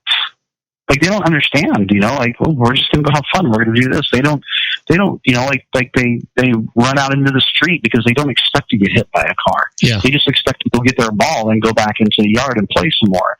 Kids don't play at the playground thinking about if a stranger's going to abduct them. They just don't. They just, to them, they don't expect that. Yeah. But as parents, we do, because we've read the news and we've seen it happen, and we know it's possible. And so you got to be mindful of those things. But yeah, as children, we are intrinsically positive minded. Absolutely, you just expect it when those things don't happen. I think that's why children get so crushed when negative things happen to them, because they just don't expect it to happen. Yeah. So, yeah, I think you're absolutely right. And isn't it a shame that we as a society rob our children of that positive trait? Yeah. And it's tough. We all do. There's a book out there that it's one of my favorite books I've ever read, and it's called Wild at Heart by my gosh, is his name Thomas Eldridge or something like that. I think Thomas Eldridge. And one of the things that he talks about is, it's kind of interesting. This guy's a Christian author, or is an author who's a Christian, who writes from a Christian standpoint, and he talks about that the difference between men and women. He goes, men are wild at heart. That's the whole reason for the title of the book. Mm-hmm. And he said, if you look at the biblical story, he said, man was created in the wild. There was no Garden of Eden. Man was created in the wild and then placed in the garden, and the woman was actually created in the garden. So she was created in a very beautiful, wonderful environment, in this pristine environment where man was created in the wild. And so he said, men are wild at heart. And one of the things that he talks about, he said, every man. I got it. See, men were absolutely condemned to a negative mental attitude the minute that woman ate that apple. That's true. Man, I got a whole skit on that one. But I've said this before. Of course, I make fun of that. I laugh about this a lot. I go, because supposedly, we were supposed to live forever. We weren't supposed to die. That was the Garden of Eden. You were going to be there forever. And of course, there's Adam and Eve, and she offers him the apple, and what's going through his mind. He's thinking, okay, if I don't eat this apple, I'm going to have to listen to her bitch and complain for all of eternity. We're never going to die. She's like, you couldn't just eat the one apple. And so he's like, fine, I'll just eat it. That way eventually I'll die anyway, and I don't have to worry about it anymore. But so yeah, exactly. That's kind of my... I don't know why this actually entered into my mind, but I'm thinking in terms of, what the hell happened to the figs, and why are you using those fig leaves? Exactly.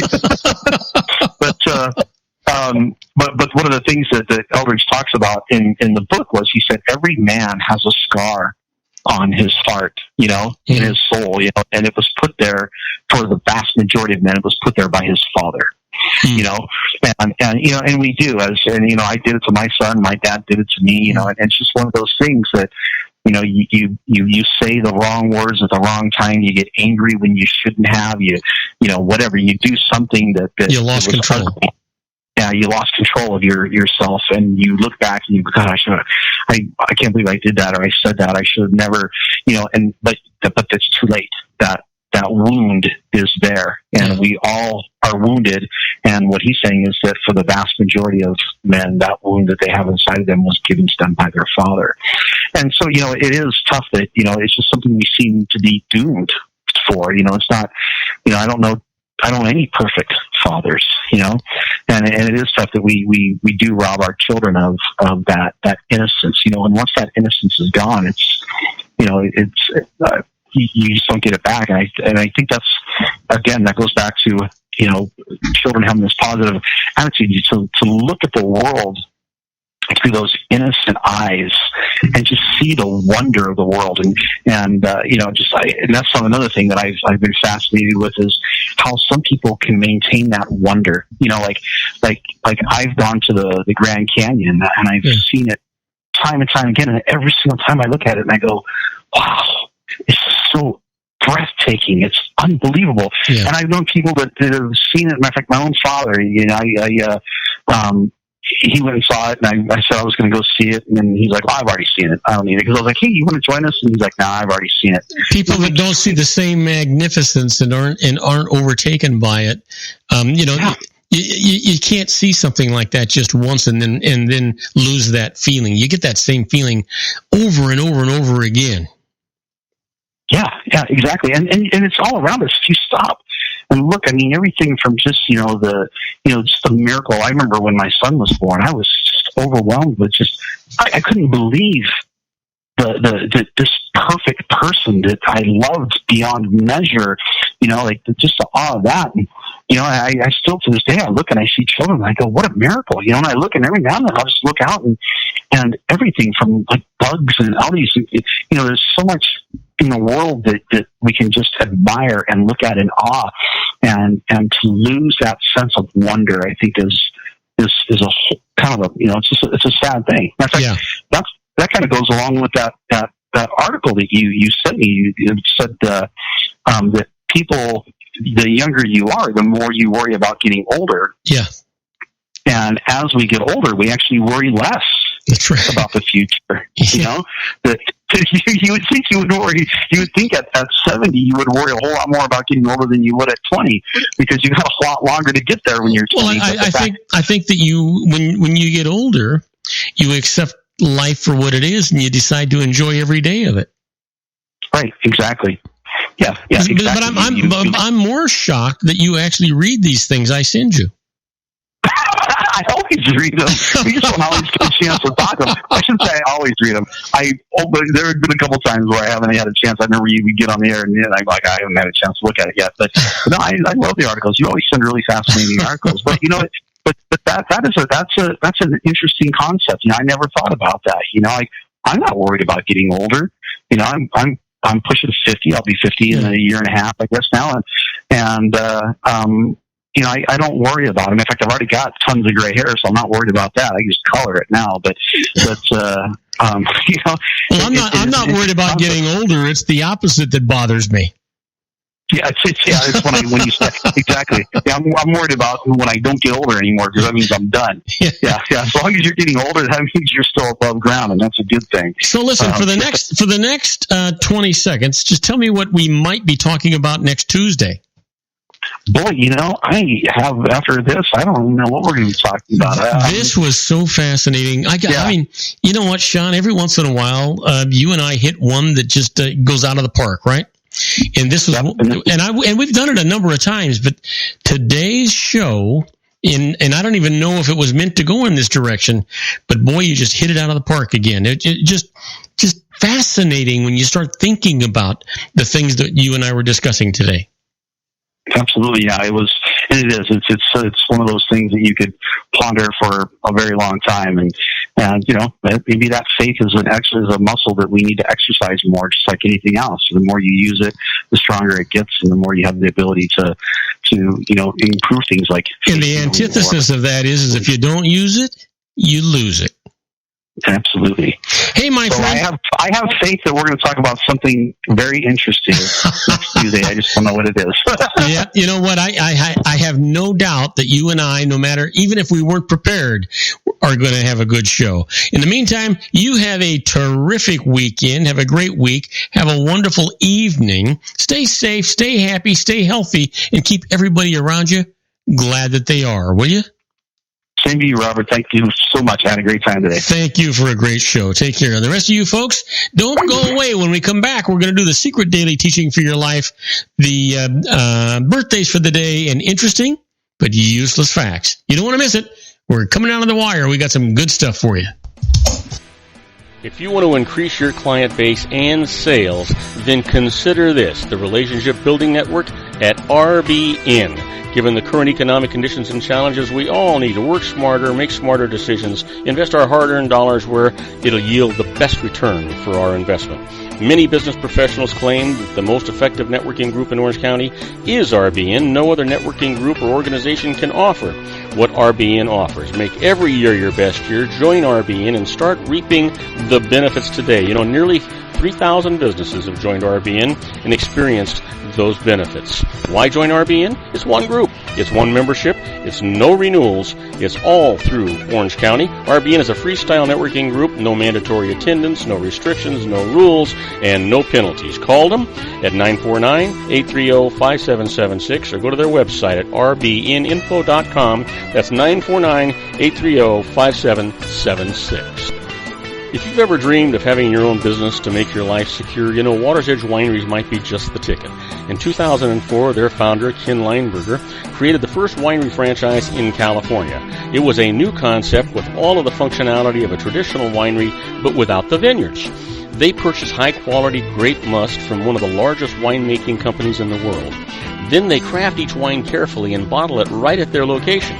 The winery was built to satisfy consumer demand for wine by the bottle and by the glass, but still kept the element of allowing customers to bottle their own custom vintage. Now, they're opening urban wineries across the United States under the brand Water's Edge Wineries. If you've ever dreamed of owning your own winery, it may be in reach right now through Water's Edge Wineries. Just give them a call at 909-468-9463, extension 700. That's Water's Edge Wineries, 909-468-9463. Have you ever found yourself caught between a rock and a hard place? The law offices of Blomberg, Benson, and Garrett might be just the answer for you. The attorneys of Blomberg, Benson, and Garrett have been serving the Inland Empire since 1989. They're dedicated to the aggressive litigation of civil, criminal, and real estate matters. Over the years, they have recovered tens of millions of dollars for their clients. The firm's practice specializes in litigation of personal injury, accident, slip and fall, real estate, and criminal law cases. The firm provides clients with the care, accuracy, and dedication of experienced attorneys. Blomberg, Benson, and Garrett is located at 10300 4th Street, Suite 150 in Rancho Cucamonga, California. They've been providing the Inland Empire residents with outstanding legal services for over 25 years. They look forward to providing you with aggressive legal representation. Call them at 909-945-5000, where you can talk to a person, not a machine. That's 909-945-5000, the law offices of Blomberg, Benson, and Garrett. And now let's get back to our show where we talk about politics, money, and you.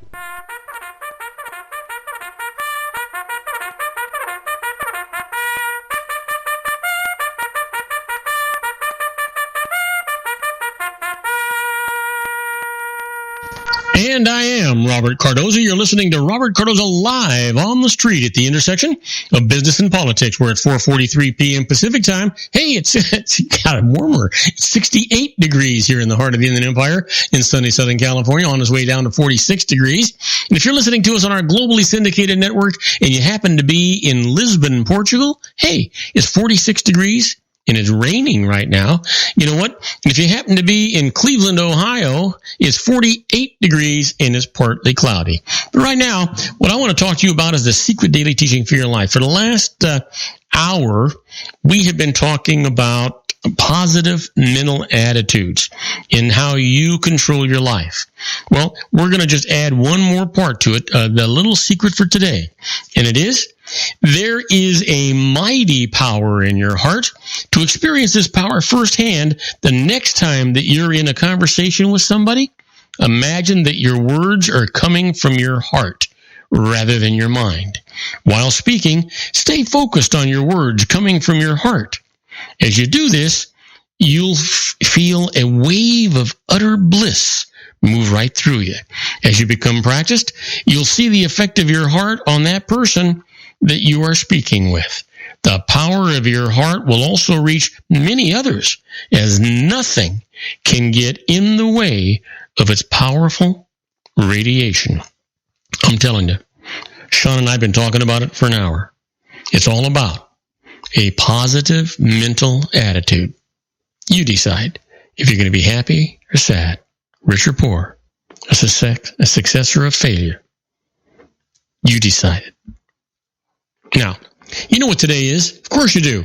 Today is Thursday, March the 23rd, and it is somebody's birthday.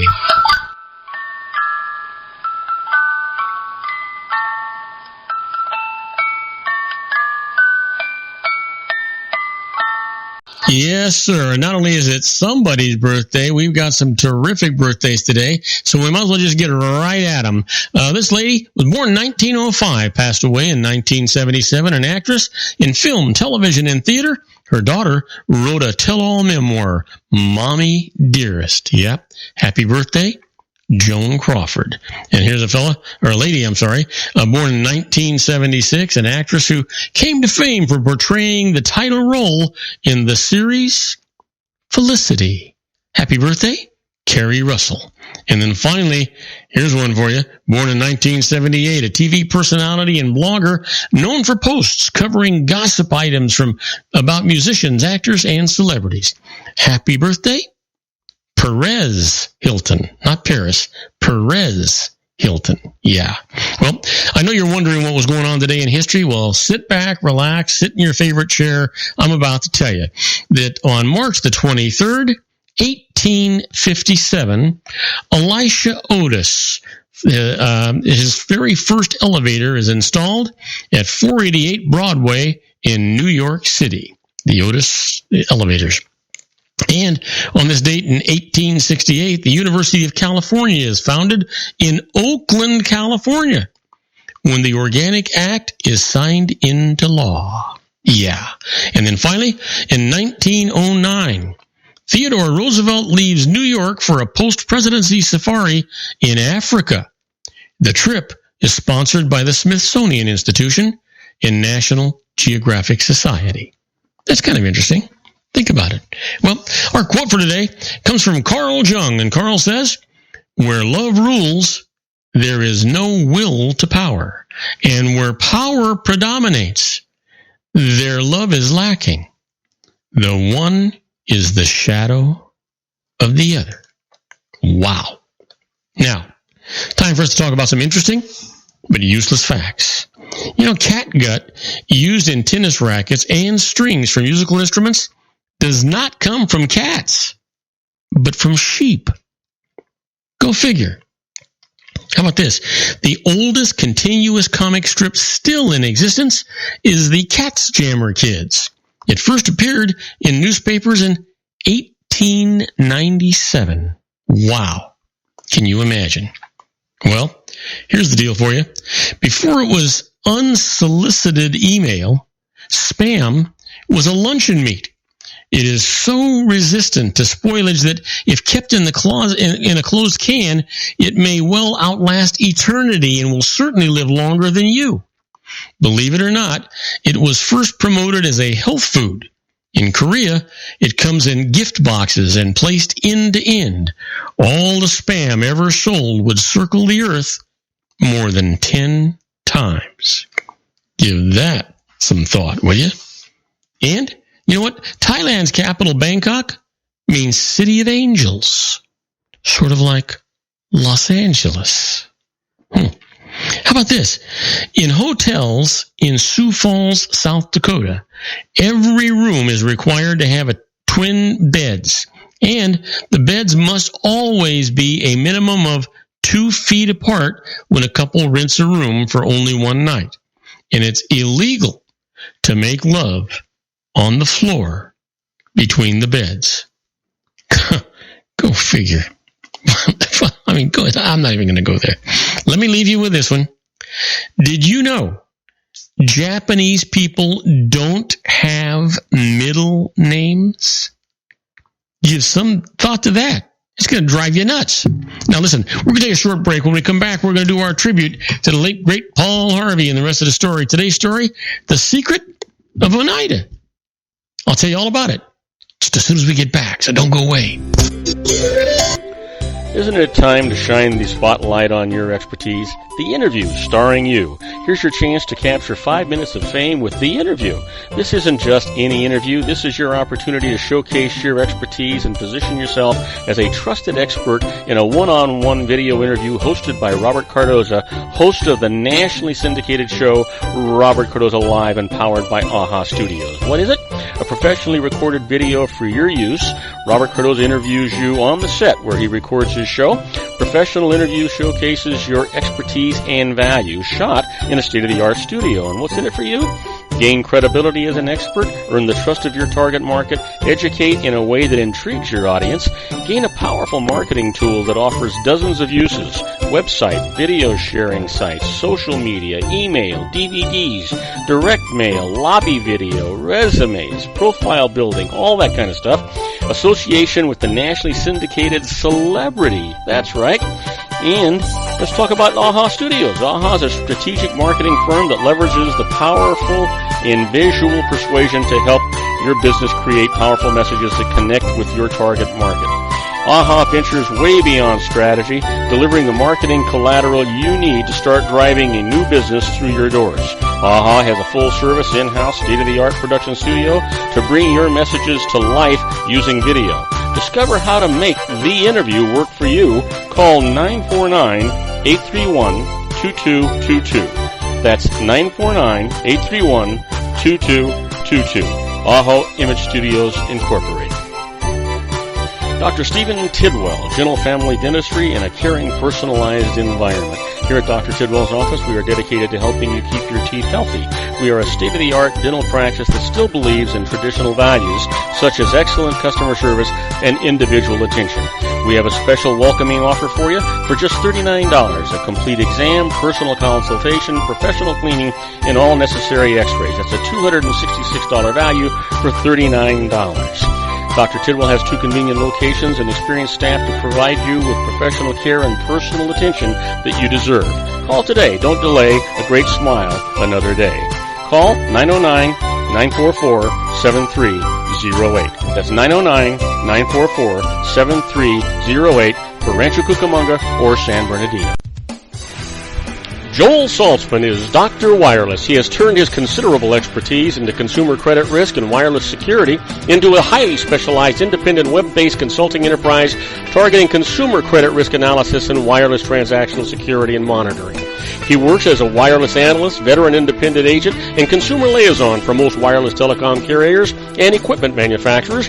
For more than 20 years, corporate and private clients and media audiences have counted on his unvarnished advice while weighing the technology, performance, and cost differences between Sprint, Nextel, AT&T, Verizon, and T-Mobile. Joel specializes in setting up mobile wireless hotspots to be used for disaster preparedness, business continuity, and mobile wireless merchant processing solutions. Call Dr. Wireless at 310-400-4900 or go to his webpage at drwireless.com. Again, call 310-400-4900 or his webpage at drwireless.com. You'll be glad you did. And now, back to our show.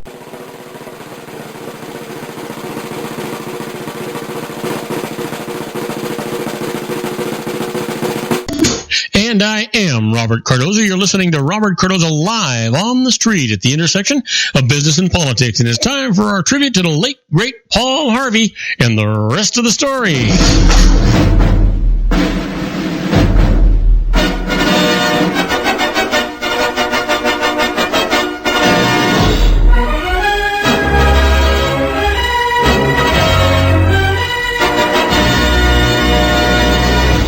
Yes, sir. You know what? The American Broadcasting Company calls him the biggest voice in America. He's Paul Harvey, and each week millions of listeners, viewers, and readers awaited his unraveling of the mysteries of events in the lives of people past and present.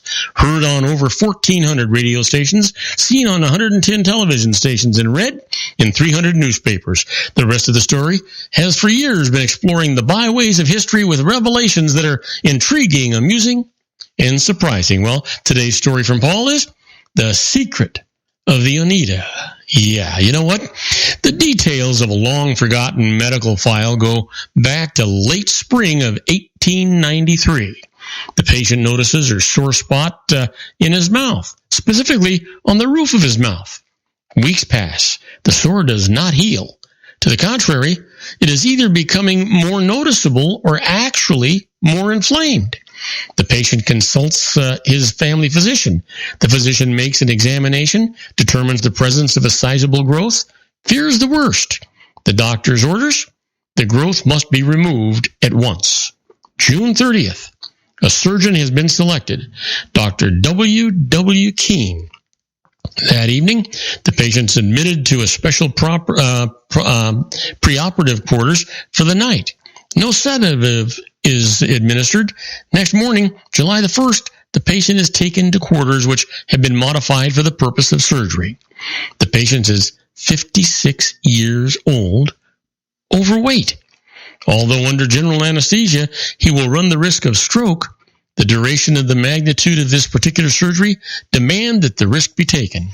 Nitrous oxide is indicated, administered. The patient remains semi-conscious. Switch to either. The patient is under now. His pulse is regular, strong. The upper bicuspid teeth on the left side are removed.